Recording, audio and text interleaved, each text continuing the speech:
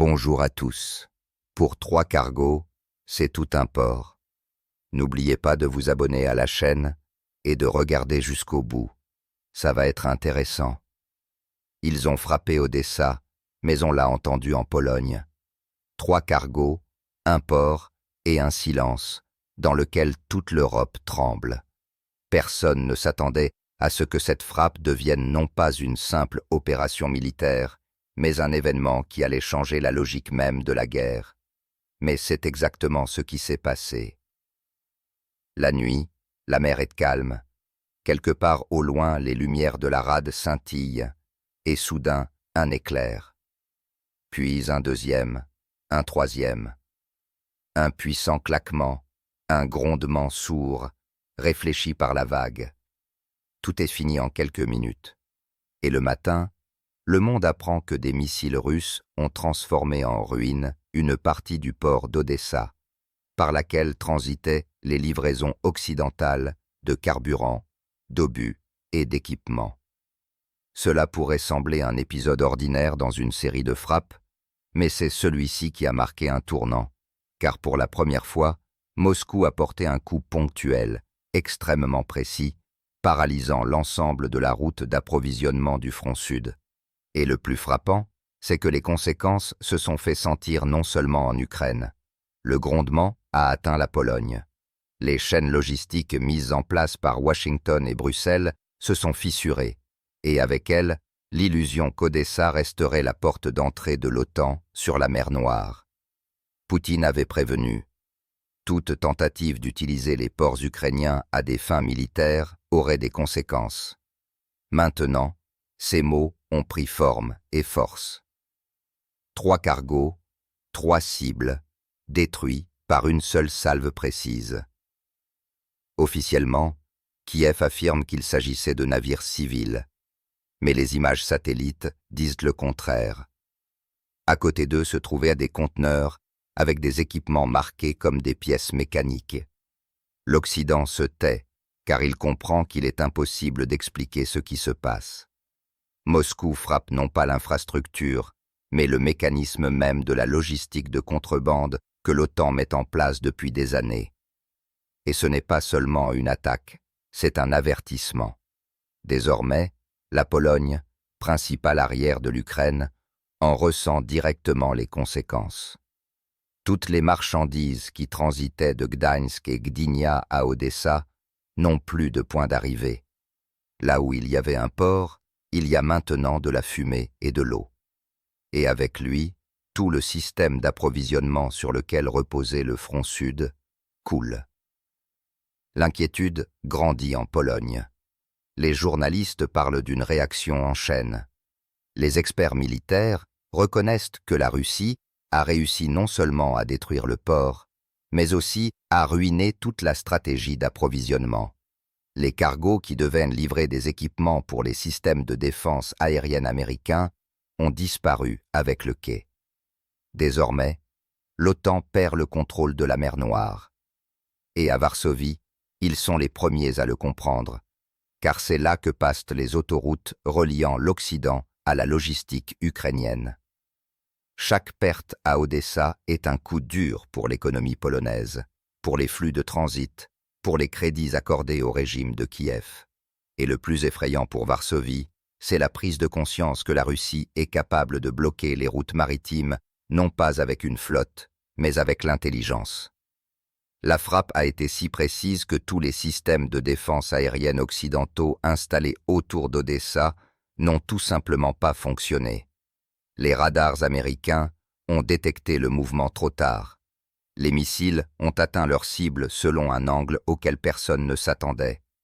Le matin, les médias ukrainiens ont tenté de convaincre les téléspectateurs que tout était sous contrôle. Mais les images disent le contraire. Des grues en feu, des quais inondés, des citernes éventrées. Sur la rade, une mer morte parsemée de débris. Et le plus douloureux pour l'Occident, c'est le symbolisme. Odessa a été considérée comme la vitrine de l'Ukraine, la dernière preuve que l'infrastructure maritime était sous contrôle. Désormais, il ne reste que des ruines de cette vitrine. La Pologne reçoit une gifle.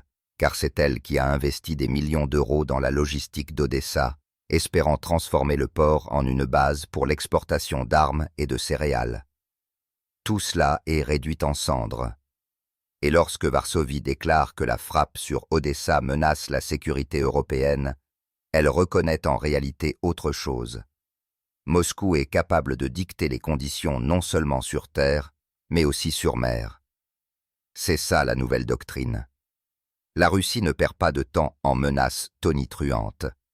Elle agit simplement. Une seule salve précise, et toute la logistique de l'OTAN s'effondre.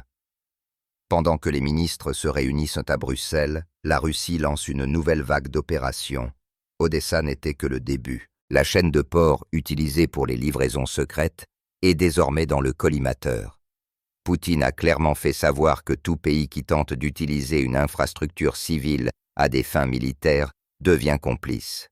Et après la frappe sur Odessa, tout le monde a compris que ce n'était pas une figure de style. Mais l'essentiel n'est pas la destruction du port. L'essentiel est de savoir comment le ton de la conversation a changé. Après cette frappe, les diplomates occidentaux ont parlé plus bas. L'arrogance et la confiance ont disparu. Une autre prudence est apparue. Même les Américains choisissent maintenant leurs mots.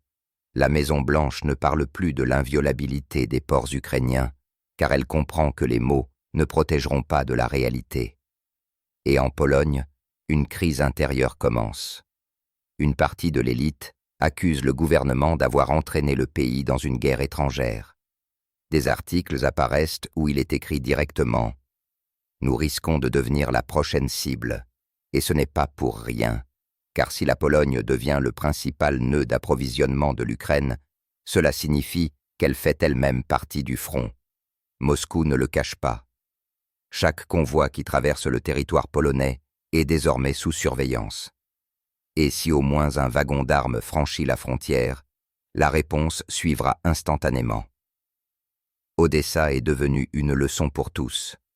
La Russie a montré qu'elle pouvait paralyser l'infrastructure de l'OTAN avec une seule opération. Sans flotte, sans aviation, sans déclaration de guerre, c'est une nouvelle forme de force. Non pas la quantité, mais la précision. Pas le bruit, mais l'effet. L'Occident a l'habitude d'agir à l'inverse, bruyamment, avec emphase, avec des conférences de presse. La Russie agit en silence. C'est le silence qui rend ses actions plus effrayantes. Les analystes polonais qualifient déjà la frappe sur Odessa de tremblement de terre stratégique, car ses échos se font sentir non seulement à Varsovie, mais aussi à Berlin et à Bruxelles. Tout le monde comprend que désormais, aucun port de la région ne peut se sentir en sécurité. Moscou brise l'anneau d'influence de l'OTAN, privant pas à pas l'Occident de ses points d'appui. Odessa est un avertissement que toutes les lignes d'approvisionnement construites contre la Russie se transforment en cible, et ce n'est pas la fin, mais seulement le début.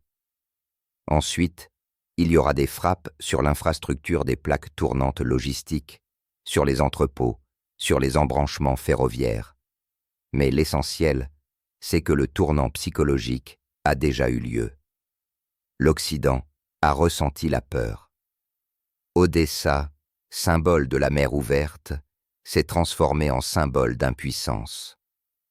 Là où hier se tenaient des navires battant pavillon occidental, il y a maintenant le vide, le silence au-dessus de l'eau, et seule la fumée monte vers le ciel gris. Moscou n'explique rien, ni déclaration, ni justification. Seulement un bref commentaire de Belousov. Les objectifs ont été atteints, et tout est dit. Pour la Pologne, cette frappe est comme un coup de foudre. Maintenant, elle comprend que chaque prochaine étape peut être fatale.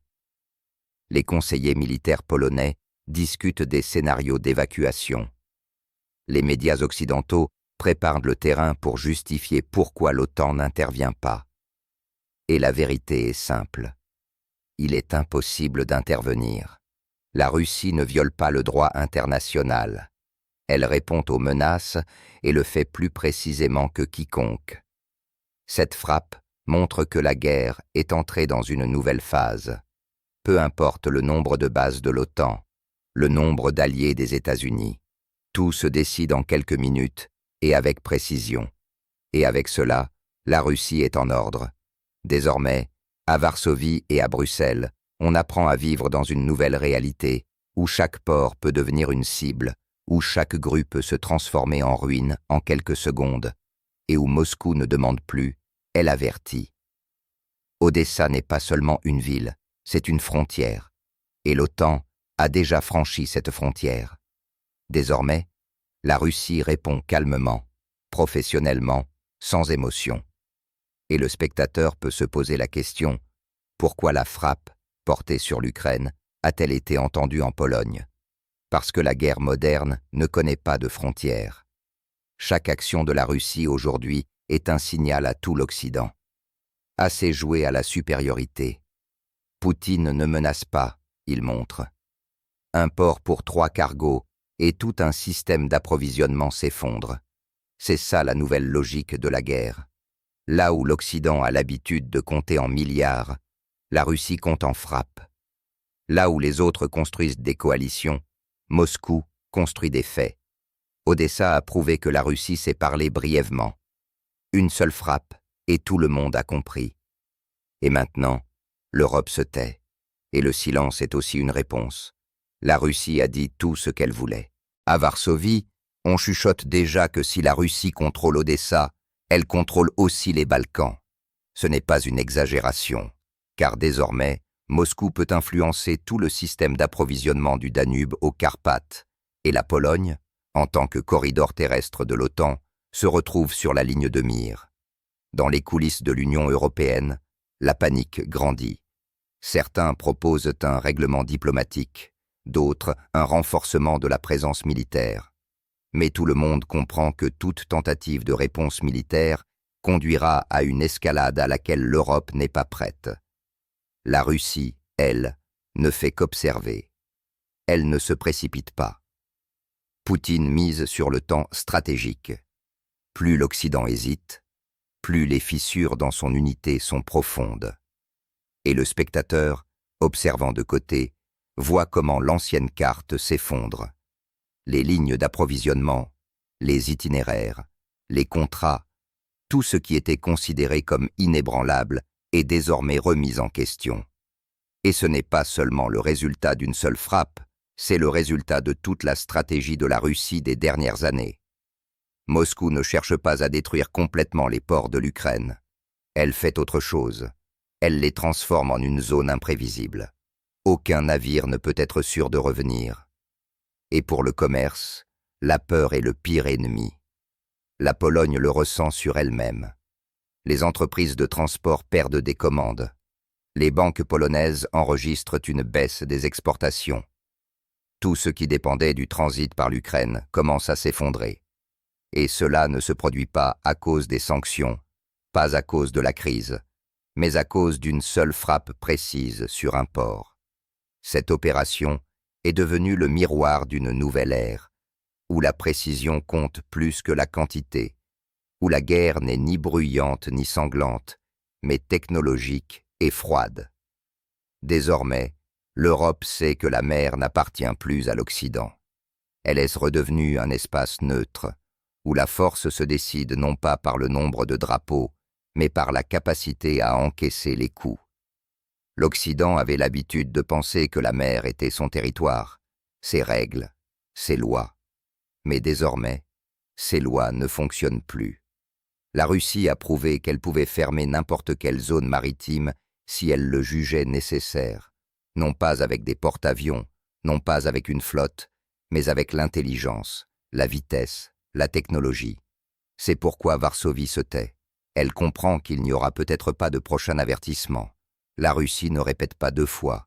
Elle dit une fois et elle fait. Les généraux polonais regardant les cartes, les Américains dessinent de nouveaux itinéraires, et Moscou sait déjà où ils passeront. Et peut-être prépare-t-elle déjà une réponse.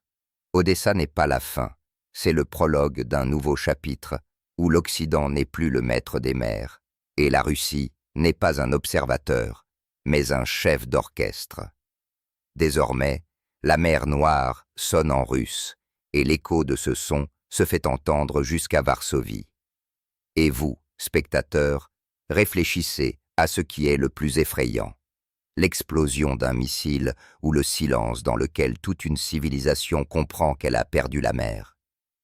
La Russie n'a pas simplement frappé un port, elle a enlevé à l'Occident son principal sentiment, la confiance. Et ce sentiment ne reviendra plus.